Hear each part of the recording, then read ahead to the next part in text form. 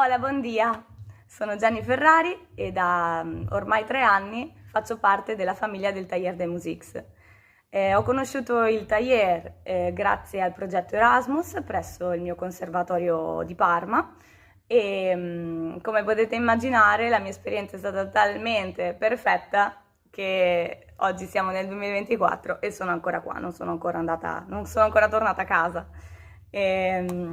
Perché praticamente dopo l'Erasmus mi è piaciuto talmente tanto che ho deciso di terminare i miei studi in Italia e poi di fare un test d'ingresso per entrare al Taller.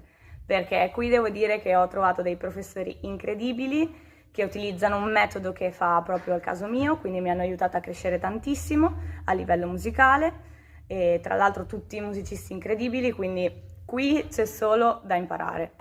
Devo dire anche che tutta l'organizzazione, quindi segreteria, la direttrice, mi hanno aiutato tantissimo ad ambientarmi e oggi devo dire che cioè, mi sento proprio parte di questa famiglia incredibile. Sono davvero contenta, la mia esperienza è stata molto bella, quindi è una cosa che consiglio a tutti di fare un'esperienza all'estero, ma soprattutto di farla qui perché non si può spiegare, non si può spiegare la crescita che ho fatto in questi 2 anni, perché adesso sono entrata al terzo anno, è stata veramente, veramente grande.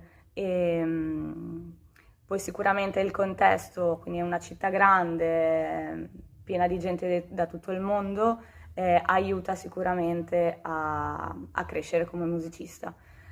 Quindi io non avrei dubbi. Taller de Musique.